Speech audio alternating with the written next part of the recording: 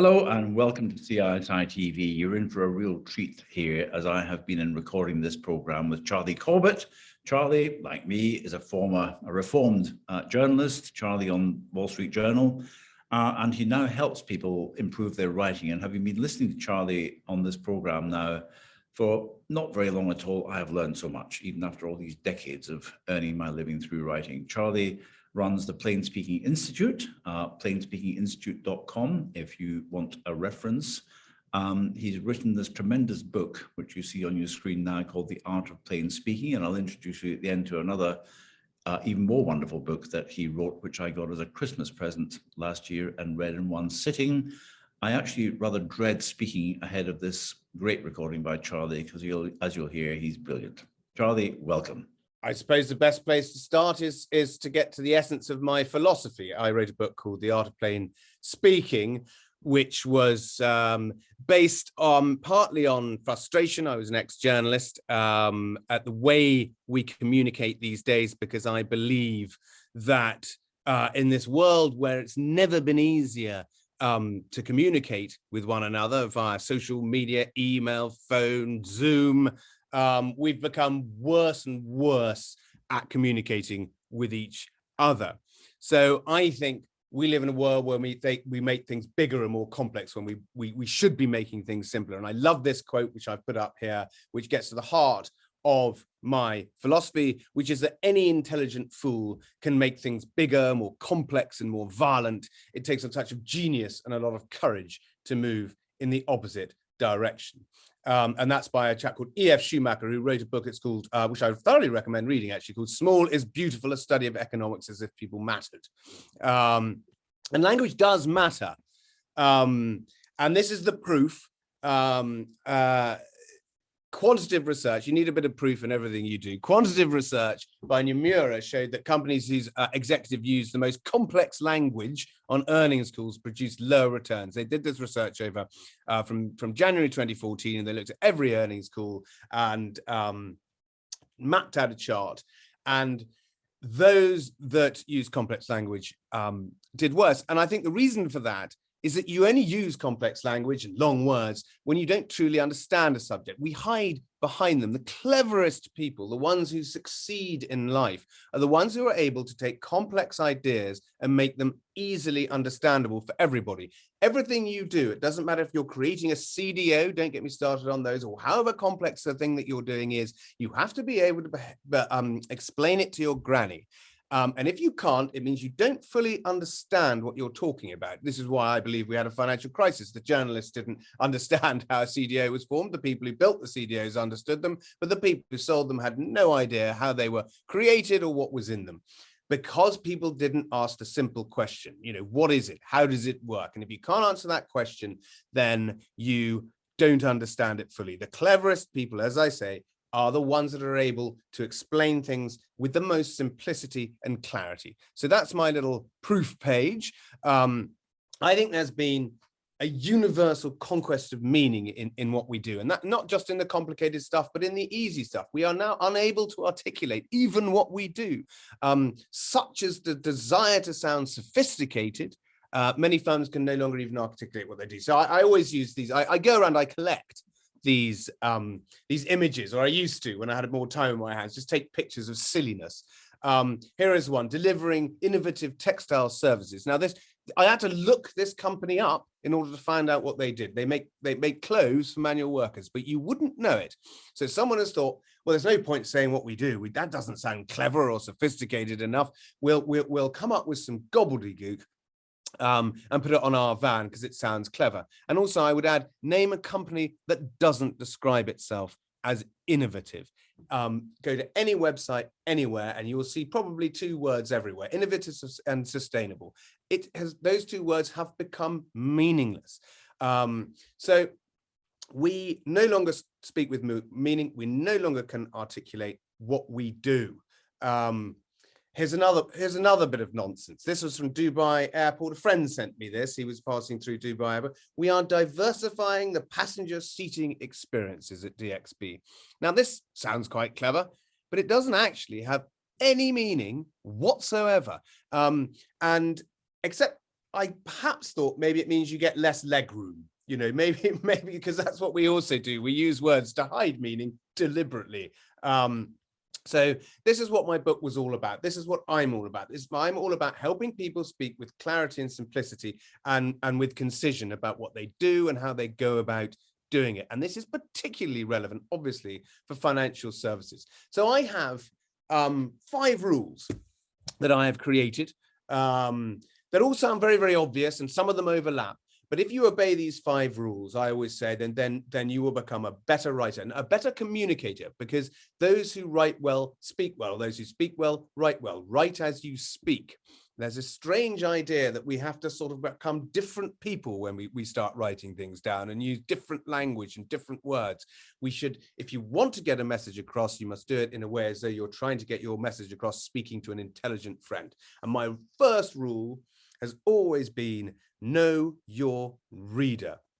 And I don't mean know your reader in a sense of, oh, well, we're talking to institutional investors. We have this awful word now, which is, I have a list of banned words at the back of the book, which are words that no longer have any meaning because they're overused. So one of those is stakeholders. We always speak to stakeholders, and the problem with that is, a stakeholder used to be an individual who owned a stake in your business, and now we're all stakeholders in the world. But if you speak to groups like stakeholders, you will never, ever connect with your audience because you're thinking of a great homogenous lump of people. What you need to do is picture an individual and not a crowd. So the first rule of the first rule is never forget we're all human. And so you must think of think in human terms when you write. Doesn't matter if it's an email, an RFP, a commentary on a company that you cover for your clients, anything like that.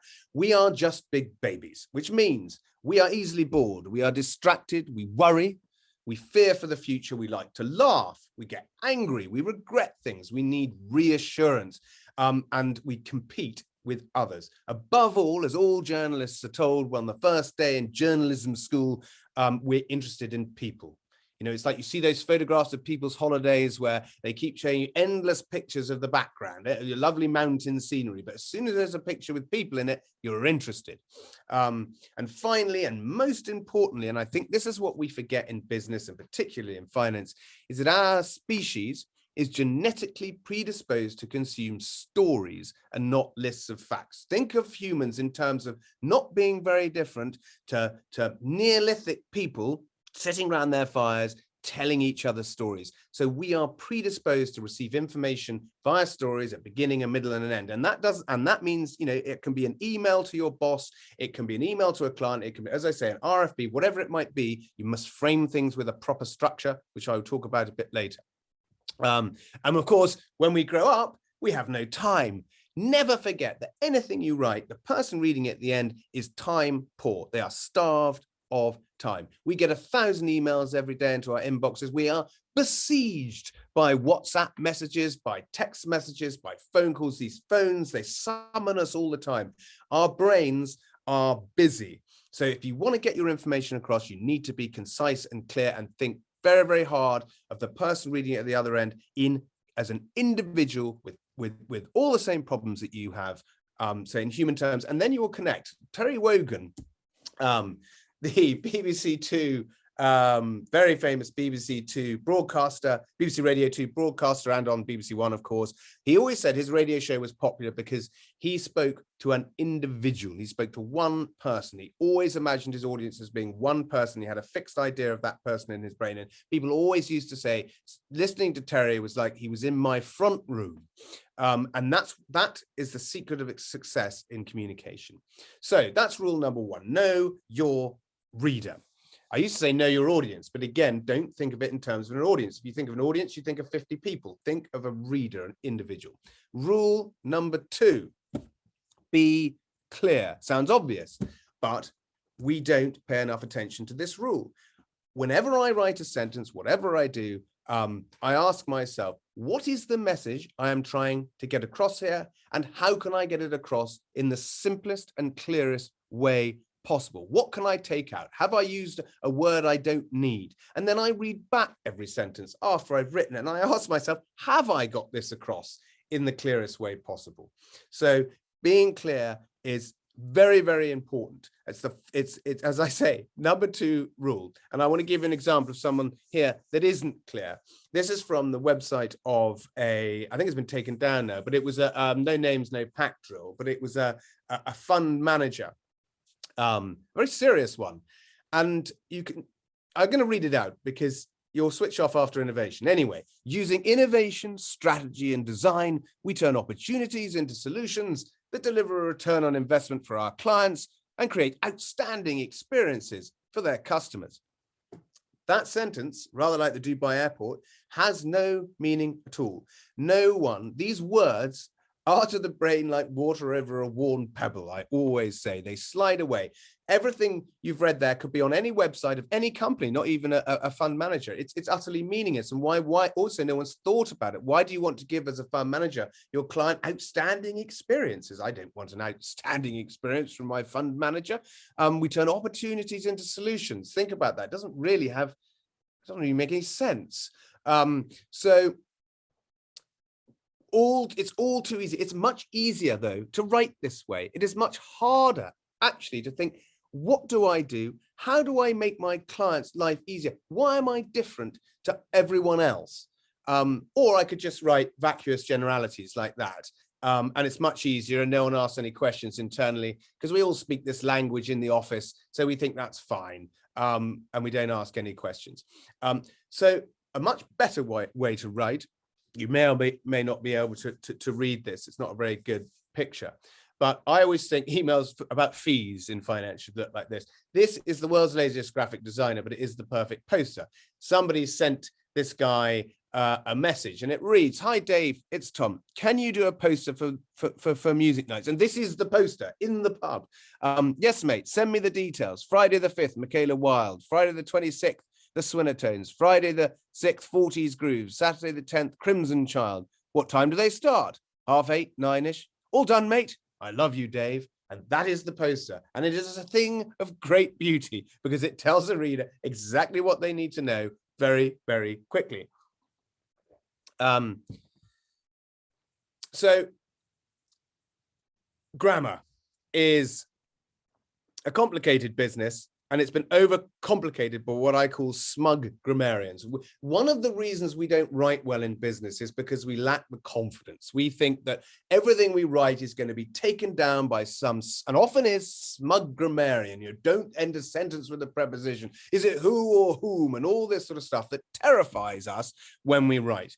And my point to you is that it's a bit like, the difference in someone who can, if you can build a good wall, that's fine. Doesn't make you a great architect. Being good at grammar doesn't make you a good writer. Being good at grammar is just about learning stuff and then trying to impose those rules, like semicolons. People fill their work with semicolons when they don't really know how to use them, but it makes you sort of sound a bit cleverer. And the fact is, George Orwell had an entire run of one of his books pulped because the editor put in semicolons. You don't need to use semicolons, just use a full stop. But I digress. So when it comes to grammar, grammar is important because good grammar is good manners. It's about making your meaning clearer. It's not about ending sentences with not ending sentences and prepositions, etc., etc. So first rule, what Kingsley Amis called petty linguistic tyrants that lay their rules upon our language. Okay, ignore the petty linguistic tyrants. Okay, just focus on being understood. Okay, remember, as my first ever editor said to me when on the first day to all the cadets, he stood up and he said, "Unfortunately, you have had the benefit of an education by semi-literate academics who think they can write. I'm here to tell you that you've got to unlearn everything that you think you have learned. And lesson number 1 is that full stops are free. Use plenty of them. They are an aid to understanding." I would also say learn how to use commas. Those are the 2 rules of grammar, I would say. Learn how to use full stops, learn how to use commas. And of course, as I said before, write as you speak, like you are explaining it to an intelligent friend. And as I say, good grammar is good manners. Very amusing picture on the other side, which is an example of how important grammar is, of course, and how important commas are. Rachel Ray finds inspiration in cooking her family and her dog. But above all else, don't fear the grammar police. And this is the last bit on grammar. I promised sentence construction. Okay, keep your sentences short and simple, particularly if you work in financial services, but in any business and anything you're trying to do, aim for 1 point, maybe 2 per sentence. That is a clause made by 2 commas in that sentence. We have these sentences that run on for years, and people give up. You've got to understand people want to stop reading. And 1 idea per paragraph, also neatly spaced out, especially if it's an email. Make it easy for the reader to understand and to read it, actually easy to read it. Finally, use the active voice. This I would talk about in a bit more detail later, but the active voice is Wellington defeated Napoleon, not Napoleon was defeated by Wellington. Now, people say that's a small thing, but if you use the active voice, it's more concise, but B, it means you're getting your point across more quickly and more clearly, and that's very important in business. So it's the subject acting on the verb. The active voice is very important. Wellington defeated Napoleon. And finally, go away and come back again. So whenever you write a sentence, when you've written your email or your article or blog or RFP or commentary, go away for an hour if you can, and come back to it and read it again. And you will find something you want to change. You'll find an error. You'll find something that doesn't quite make sense. So it's almost like you're coming back to it with new eyes. I also say read it out loud. And a lot of people don't want to do that in the office, but if you're working from home, read what you are doing out loud because of the mind's ear. Okay, the test of a sentence is, does it sound right? An awareness of what your own writing sounds like is an essential skill for a writer. And a good writer, like a good reader, has a mind's ear. So that's what we often forget in business writing, particularly. We use the words we hear all around us all the time, or that we see, that we think are acceptable. I often think that we let the desire either to sound like everyone else or to impress people trumps the desire to be understood, and the desire to be understood must trump all else. And one of those ways of getting understood is because we receive information through conversations. That's what we're genetically predisposed to do, and stories in that conversational way. That's why our mind does not like stilted academic or business prose, because the mind will switch off. It wants to stop reading.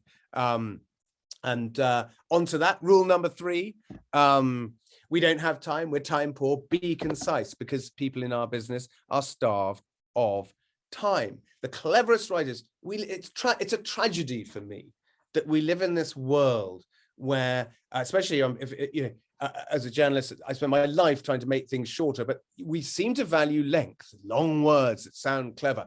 A research paper isn't really deemed a proper research paper unless it's sort of 40 pages long and 20,000 words. Well, actually, the great art in life is to be able to sum up a situation, like a good artist can sum up a person or a scene in a couple of deft brushstrokes.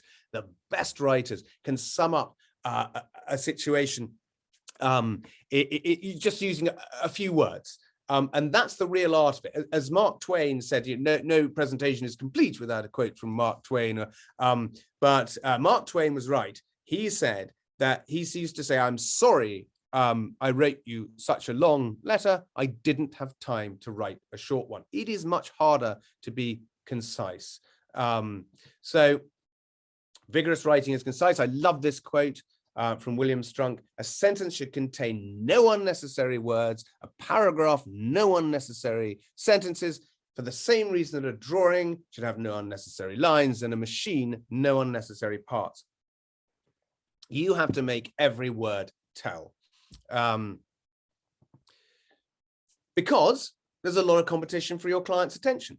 Neuropsychologists say that you've got 7 seconds, that 21 words, to persuade an audience to keep listening or watching or reading. And some research has shown an audience can be turned off in as few as 6 words. Generally, if you start your sentence with anything like innovative, we are innovative and sustainable with customer-centric value chains, you're going to get nowhere. We are human. We don't want to read this stuff. We would tell me something interesting. One way, so here's some ways of making yourself concise. obviously harnessing the power of metaphors, similes, and analogy. All the world's a stage. Although I warn you, some people speak almost exclusively in metaphors, and that's no good. What I mean is, use a well-placed analogy or metaphor can make the meaning clearer in people's minds, or a simile. They're very, very useful. And if you want to know the difference between a metaphor and a simile, but we're too afraid to ask, a metaphor is something, the world is a stage and all the world is actors. A simile is like something, the world is like a stage. Or the king of similes is P.G. Wodehouse. So he was just once described somebody as he looked like a sheep with a secret sorrow. Beautifully put. Another person would take a page to describe what that person looked like, their nose, their eyes, all this sort of stuff. But actually, you've got a nice, lovely image of that person in your mind. So this is why they're very important, and particularly in business. I mean, obviously, you don't have to use similes about sheep with secret sorrows in your business writing, but your business writing, you can compare the market to, I don't know, financial markets to, are a solar system, and at the center of this system is the company or the government, and all the planets around it are serving that sun, or revolving around that sun, whatever it might be. It's a lovely metaphor, and you can come back to it and use it, and it just makes the meaning clearer in people's minds, and means you have to write a lot less. So that's one way of doing it. Advice that rings through the ages. When you wish to instruct, be brief. Every word that is unnecessary only pours over the side of a brimming mind. And that was Cicero who said that. So the Romans even had this problem. And the other thing I say before I forget about making things concise, a little trick that I do when I have written my article, and I think it's absolutely wonderful, and I couldn't possibly change any of this beautiful purple prose. What I do is I keep that article, I copy and paste it. I copy the article, I put into a new document, and I say to myself, I am going to cut this article down by half, whether it kills me. And because I put it in a new document and my old document is safe, I've still got it all, I'm able then psychologically to shred what I've written. And I have never in my life ever returned to the longer version of my article or email or whatever it might be.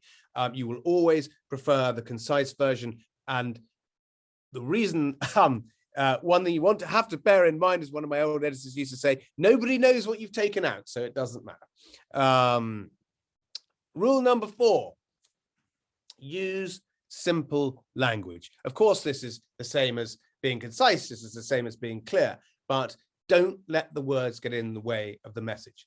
And that's what we do all too often. We forget that we're trying to get a very simple message across, and we use words that are too long, overcomplicated, and it just confuses the reader. One of my favorite quotes ever was Disraeli on Gladstone, 2 great Victorian prime ministers who were always, in modern parlance, at each other's throats. And Disraeli described Gladstone as a sophistical rhetorician inebriated with the exuberance of his own verbosity, which is a beautiful quote, also overcomplicated, obviously, but it was a lovely way of summing up people who talk too much, particularly in meetings. So avoid using words or phrases that look clever on the page, but are hard for people to grasp quickly. So instead, aim to be as I aim to be, and say, I aspire to these rules. I am not perfect, but if I aspire to these rules, I become a better writer. You need to be universally intelligible, immediately comprehensible, and directly moving. What I mean by directly moving is say something interesting, make people, it's not a crime in business to make people laugh or to write in a way that is upbeat or, outside this dry academic way that we write for people. You can be colorful and interesting. Okay, don't try and tell jokes or be funny, but laughter is a great way to cement something in people's mind and to keep them listening and keep them reading and keep them watching. Use emotion. Emotion is important. Avoid flaccid verbs. Keep your verbs crisp and meaningful. So this is, do not utilize resources or facilitate progress or provide solutions. These are all flaccid, boring ways of writing or speaking. You switch off immediately. So use the tools at hand, make something happen, find answers to problems. Okay, don't just say you've got innovative solutions. Here is your problem. this is how I'll fix it, or this is the problem with this company, this is how it should be fixed, or this is why we think this company is a good investment. A, B, C, one sentence, one sentence, one sentence. And actually on that, bullet points, the bane of my life. Bullet points used to just mean bullets, little, that's why they were called bullets. No more than a sentence, 1, 2, 3. Bullet points have become essentially huge long paragraphs with a dot next to them. Never do that. If you want to break your report up, use subheadings like you see in newspaper features. Break it up using a subheading and use short paragraphs and short sentences, because people want to stop reading. They want to think about their holidays. They want to think about what they're doing later, going to the pub, what's for dinner. That's all your brain wants to think about, or worrying about the children or your mortgage. It's really hard to keep people focused on what you're saying or writing, and you just never forget that. People write these enormous, long, great, virtuous articles on LinkedIn, and everyone likes it, but no one reads it because they want to get past the first few sentences unless what you're saying is very interesting. And actually online, when you're writing, the general rule is people switch off. Well, concentration span online, they reckon is about 250 words maximum, which means you should probably stick to 150 words. Use word counts in everything you do. I try never to write an email over 150 words. And it's a very good way to keep yourself concise if you stick word counts in everything you do. That's what journalists do. Again, beware of adjectives, all this innovative, sustainable, etc., etc., etc. Get to the point. George Orwell, one of the greatest writers of all, barely used an adjective, and yet he could describe a situation that would make you cry or make you laugh or make you ponder endlessly the future of mankind. So this is from C.S. Lewis. Good excuse to get a picture of a lion in. Don't use adjectives which merely tell us how you want us to feel about the thing you are describing. Instead of telling us a thing was terrible, describe it so that you will be terrified.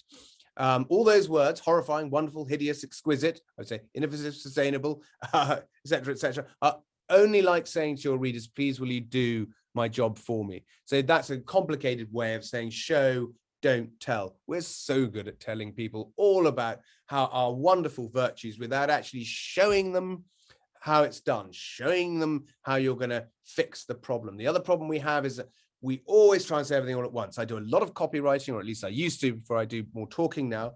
And you go to a client and you sit in a room and they'll say, you have to say with this, and this. I say, I know, but this is a website. It's a teaser. No, but we have to be this. We have to be that too. And so you suddenly get something that's just a short sentence. It's suddenly become a very long sentence because well, it's the classic, camel. It's a horse designed by committee. Everyone gets a say in this sentence, that the one sentence that sums them up. So instead of writing a short sentence, which is the point of having one sentence that sums up your business, it becomes a very, very long sentence because Bob says we have to put innovative. Mandy says, yeah, but we're also this. We're also totally customer centric. Got to get that in. And by the end, you've got a camel, and everyone stopped at the very beginning of the sentence anyway, because it wasn't, you weren't using simple, clear language and getting across what you do. That's adjectives. Beware of them. They can be very useful, but just go easy on them. At the back of the book, I say, as I said before, I have a list of heinously overused words that have lost all meaning. There are many, many more than the ones I show you here. These are words that you'll see everywhere. So you can go onto any website, you can go to any job application, whatever it might be, and you'll see these words. If you use these words, your writing will not stand out. People will stop reading. Now, what's interesting about these words is that I wrote them down at random in this box.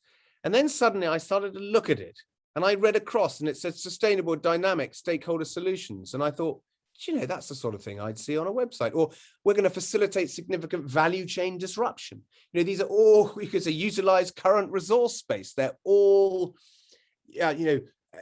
so overused, so meaningless. There's no meaning on this page. Name a job applicant, who isn't dynamic.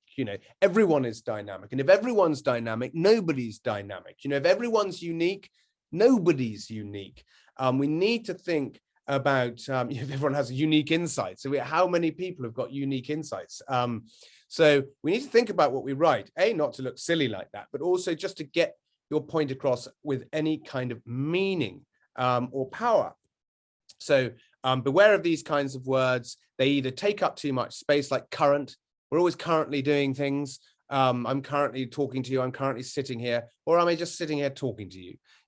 Think these words take up space that aren't required. Significant is another word I'm afraid I had to ban, because there's no such thing as a development anymore. It's a significant development. Everything is significant. Now, my opinion on significant is that if something is truly significant, you do not need to tell me that it's significant. In a significant development today, Putin invaded Ukraine, right? You don't need to tell me that is a significant development. But it's like Japanese knotweed. These words are like Japanese knotweeds. They creep into our language, and suddenly, we're weighed down by them. Instead of saying we're going to prove something to you, you'll say we'll prove this. You'll say, as is evidenced by the, but this isn't the way we'd explain it to an intelligent friend or your granny. Let's speak right as we speak, and we don't use these words, or we shouldn't, when we speak to normal human beings. So when you write, to sum up, you need to be conversational, but not glib, okay? Don't try and be the best friend, but do write in a conversational way. A newspaper that does this very, very well is The Economist. You may not agree with everything they write. They can also fall on the side of arrogance, but they write in a very conversational way. And interestingly, when you read The Economist from start to finish, it is exactly the same voice. The people who write The Economist are not the journalists. They are the sub-editors. The journalists, 10, 15, 20 different journalists write in. The sub-editors who are geniuses or genii, translate that into a beautiful conversational prose that is easy to read. So they be conversational, not glib, be professional, but not trite, so unoriginal or cliched, and that awful academic way of writing, but conversational, professional, and finally be authoritative, but not arrogant. And it is a fine line to tread, but if you're conversational, professional, authoritative, you'll get your point across. People spend hours agonizing over tones of voice documents. I've written quite a few, so I shouldn't really say this, but and are we speaking to institutional investors, retail investors, intermediaries? Who are we speaking to? Don't worry about it. You're speaking to a human being, so it doesn't matter if it's the CEO or the person who makes the tea. Speak in a way that is clear, professional, conversational, authoritative. That's all you need to know. You are the best judge of that, in a way. So in short, I saw this quote in a massive biography of Churchill I was reading the other day, and I loved it. But what a mystery this art of public speaking is. It all consists, in my judgment, of selecting 3 or 4 absolutely sound arguments and putting these in the most conversational manner possible. That's all you need to do. If you've got a pitch to a client, if you want to write a commentary on a company, an RFP, whatever it might be, what are the 3 points that I want to make? They do say omni trium perfectum, everything in 3s is perfect, even though I've got 5 rules. I would say make no more than 5 points in anything you're going to do, but 3 is perfect. For some reason, 3 sticks in the human mind. Veni, vidi, vici, truth, liberty, the pursuit of happiness, equality, fraternity, etc., etc., etc. Everything is in 3s that you remember. So think about that when you're writing a speech, or when you're trying to make a point to someone. See if you can get it down to 3 points. So rule number 5, which I've kind of alluded to all the way through. Whenever you write, whatever you do, whatever it might be, for goodness sake, say something interesting. So I have the so what test. If I'm going to post something or write anything, really, I say, now, is this fact? Is what I'm about to write something that somebody might share with someone else, that somebody might, tell somebody the next day? Do you know, I read that the other day. It was very interesting. What is your angle? Why is it interesting? Often, as I said before, we just write and assume people are going to read it. That's absolutely not the case at all. You've got to say something interesting, an interesting fact. Whatever it is, then back to think of your reader. What floats the reader's boat? What's going to make them laugh, cry, get angry, reassure them? What do they need to hear? So you have to ask yourself, what is the value of what I'm writing to the reader? And why does it matter to them? Okay, it's the so what. Every story you'll ever read in a newspaper will have a so what at the heart of it. What is the so what? Whenever it does, again, doesn't matter if it's what you're writing. What is my so what? And that helps you be much clearer, because then you put the so what at the top.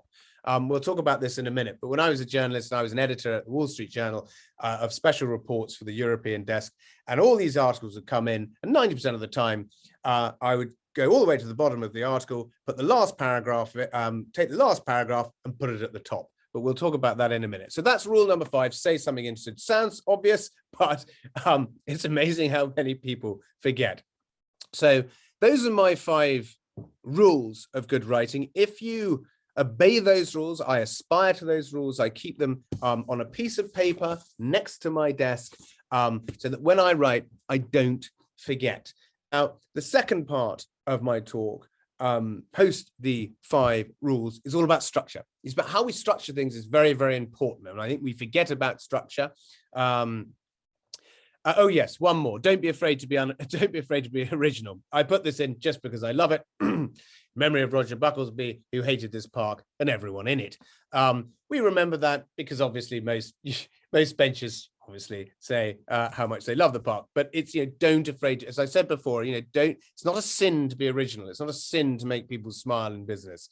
So structure and storytelling is the second part of this talk, and as important as the first. So as I said before, we are hardwired to absorb information in the form of stories. Since we were little children, we have been told stories, if you were lucky enough. So never, ever forget that, whatever you write. So how to tell a good story. How do you tell a good story? Well, you need a thread that ties a story from the start to the finish. You need a way to take your, so when you're writing a story, it doesn't matter what, or whatever it is, or an email, what you're essentially doing is you've got a great responsibility. You've got to take that person all the way from the beginning to the end and then leave them with a feeling of contented closure. So headlines are very important. It's the distilled essence of your story. David Ogilvy, they based Mad Men series, the Mad Men series on, always said, that when you pay for copy, the headline is 10 cents, 90 cents in the dollar, and that's it. People always write headlines that are far too long. Your headline must be the essence of what you say. So write the headline at the end. Okay, write the story and then say, what is the essence of the story? And then write a very short, snappy headline. But don't try and be clever. It's a fine balance. But anyway, ever since Aristotle, there's been a structure to storytelling. And this structure I'm telling you now is what every article you've ever read, or every story, whatever it might be in any newspaper, follows this 3-point structure. And the first of the 3 points is you'll need a lead. It's called the lead. You grab someone by the lapels. In other words, you don't have to start your story at the beginning, once upon a time. In fact, that's the worst place to start. You want to grab them by the lapels. Now, in a business context, that might be an interesting statistic or a quote to draw people in, to keep them reading, to prevent them from walking away or turning the page onto another story, or turning off their browser. Grab them by the lapels. A really interesting quote or anecdote. Economist is very good at this. Read any Economist story. It will always start with a quote or an anecdote or something interesting. It doesn't matter how boring you think the subject's going to be. Supply chain finance. They'll find something, some interesting angle to start with. And then you need to compel people to read on. It's called the hook. Okay. The hook. So once you've led them in with your quote, you've got to say, well, why are you going to keep reading? Well, I'll tell you why. You start to raise questions in the reader's minds, create a tension. I want to find out what happens at the end. And this isn't just for movies and novels. This is about anything that you're doing. This is, even if it's as simple as, these are the questions I want to answer in this, why has this company had a consistently high share price when actually, to my mind, it doesn't actually make anything, or whatever it is, worth its salt, etc., etc., etc. Doesn't matter what it is. Raise questions, keep people wanting to find answers all the way through to the end, and then you take them very methodically through and answer those questions without digression. Finally, when you get to the end, you need what is called the kicker. So you tie the story up in a satisfying bow. And that might be you refer back to the lead. You might end with a quote. You might make it personal. Again, always relate whatever you're writing, particularly if you're writing articles or stories, to people. People are interested in people. So end with a new thought, maybe, or a quote or an anecdote, rather like the lead. And so people walk away feeling, quietly satisfied. I'm happy with that article. You've led me through, and now I'm happy at the end. So in all of this, you can ignore all this if you want, but never forget that whatever you're writing, people want to stop reading, the human instinct. So the FT know this. When you go on to, let's go on to the FT, and I'm sure you've noticed this before. The FT will tell you how long it's going to take you to read the article. It's a 5-minute read. And then as you go down, there's a little circle that starts to fill out as you further you go down, because it's rather like my son does. When I'm trying to get him to read a book, he always looks at the end. How many more pages? Oh, God, I've got so many more pages. So what they're doing is keeping you aware of how much you've got to go, and then you're more likely to read on. Oh, well, I've only got this much left, so I probably will read to the end. It's a fine art getting people to read to the end of what you're writing. I mean, I get these emails from again, my younger son's nursery, and honestly, I've never read one ever, because they are a great wodge of text. And it's taken somebody hours to do it, where they probably cut and pasted or whatever they've done, but no one's ever read them. And so important information is lost in this great wodge of text, which I'll come on to in a minute. It's important to think, as I said before, what are the messages I want to get across, and how can I get them across as clearly and simply as possible? Very quickly, I'm going to break a news story down for you, because it's instructive. I know you're not going to be a news journalist, but this is instructive for any writing that you're doing in finance. Again, Economist, I'm not being paid to say this. I just think it's a very good newspaper to understand good writing. So you have the lead. So the lead here that I was talking about just now, it's got a lovely headline, "Going for broke," 3 words, draws you in. It's about Turkey and Erdogan. It's written a while ago. Last year, a zany monetary experiment is impoverishing Turkey. That's called a stand first, by the way. Again, it's a way to lead you into the story. Short, pithy, interesting. And the story starts with this is the lead. By the end of the month, the only food Emma can prepare is plain pasta. Occasionally, she goes to bed hungry. I can't even afford anchovies, the retired nurse says, outside a vegetable market in Maltepe, a middle-class neighborhood in Istanbul. They start with people, and a quote from a person, a human being. And what's interesting about that is a middle-class person who can't afford anchovies. I will continue to read. So that's your anecdotal quote. The hook here is Turkey's crisis beginning to spin out of control. The latest rout began after the President Erdogan defended recent interest rate cuts, foresaw new ones, and suggested he was pursuing a weaker currency to drive growth. You are putting questions into people's minds. I will read a why, I keep saying. Why is it spinning out of control? Tell me what's happened. What happens next? You're then taken through, and if it's The Economist, you'll never get a story of more than about 500 words, apart from their longer special reports. They keep their stories very short because they know that their readers are busy, important people.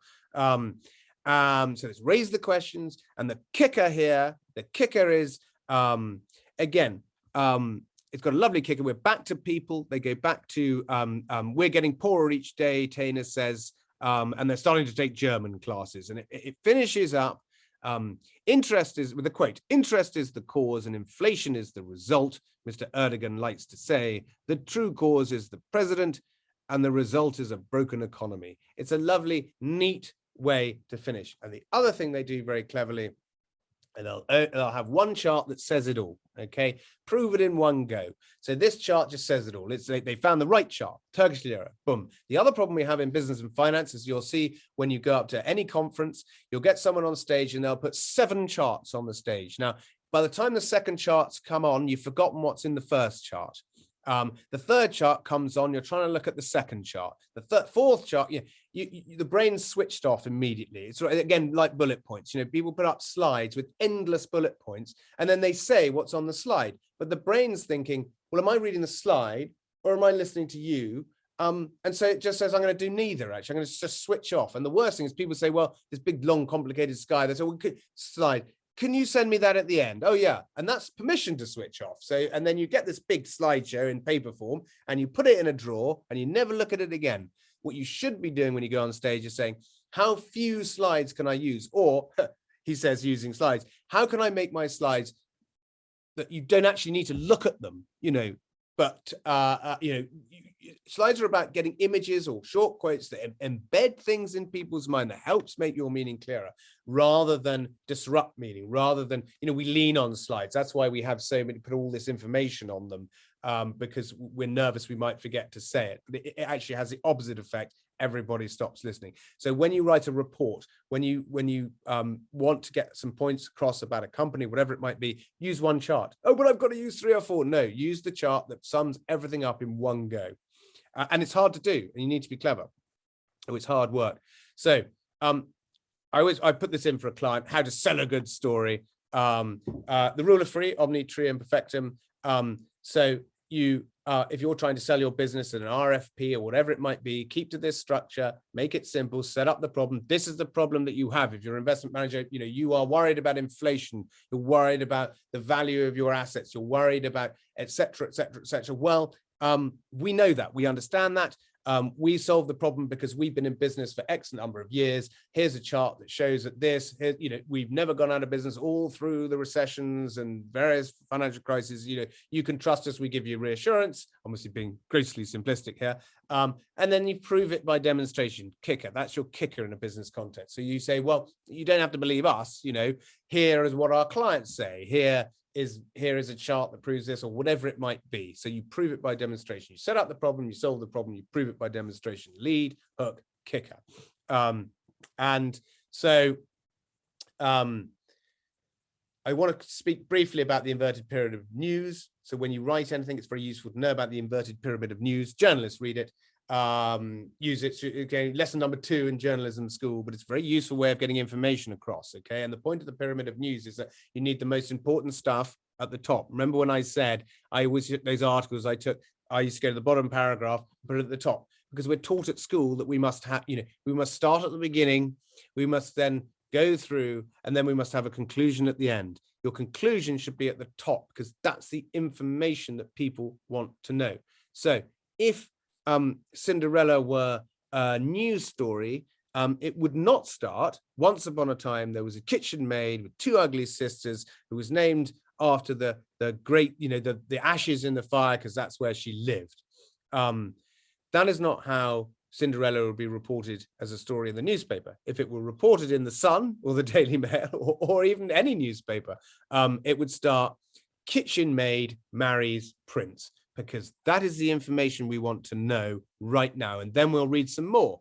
And then you can get in Cinderella, 18, marry George, get their age in, and so you get all the most important who, what, where, when, as quickly as possible in. So think about within 70 words, I would say, what do you want to get across? Get that across clearly and simply at the very beginning of your report, whatever it is. Even if you've been asked to write a 40-page report, the first page should say everything that you're going to say in that report in short form. Do not leave that to the end in a sort of academic, here is my summary at the end. I mean, I remember as a student, I was a history student. I used to go to the library and there'd be huge books we'd have to read. Well, all I do is I go to the end of the book and there'd always be a little summary at the end. Well, that was easy to get the essence of the information across. So you need to get the essence of the information across when you start. So a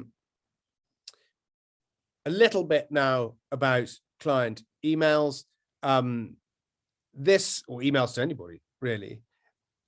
I mentioned my local primary school's emails that were so long, they don't get read. We get 1 million emails, most of them are deleted, and emails get buried. So you need a pithy and meaningful title. Okay, these are your fees for 2019, whatever it might be, just very short and swift. Always start with always fall back on formal in emails, unless you know the person, dear Mr., Mrs., whatever it might be, and then put a concise, jargon-free explanation of why you're writing the email. I mean, there's always this argument, I hope you are well is enough. Don't go on and on about, here's a beautiful sunny sky. I hope your children are well. You've got to be businesslike and say, I hope you're well. Then put a concise, jargon-free explanation of why you're writing. And then you keep the body copy concise, easy to scan, and use simple language. I would say no more than 150 words. Again, this is a good use of bullets. That's what bullets should look like, by the way. Put an action point at the end of the email. So I look forward to hearing from you, or I'll be in touch again when we know more, or something like that. And then yours sincerely, or yours faithfully if you've never met them, yours sincerely if you know them. We always put kind regards or best regards. It's fine. But I think be careful with, bestest or all the best, or, think of the reader. Who is reading it? Always go back. How would they like to be spoken to? As I say, attention span is very limited for emails. Good writing is a selfless act. Okay. Think obsessively about the comfort of the reader and speak to them like an intelligent friend. And of course, set yourself word limits on whatever you do, because that is the best way to be concise. So, Charlie, that was really superb, and I follow you with huge trepidation. Having earned a living writing as a journalist for many years myself, I've learned so much in the past nearly an hour, which I have never learned before, or if I did learn, it's gone in one ear and out the other. You mentioned The Economist a few times. There's a great saying at The Economist that economist man and woman doesn't live for bread or sex, but to rewrite someone else's copy. And reading some of it, it would be great if you were by their sides, rewriting some of their copy from time to time, because plainly your knowledge of this area is superb.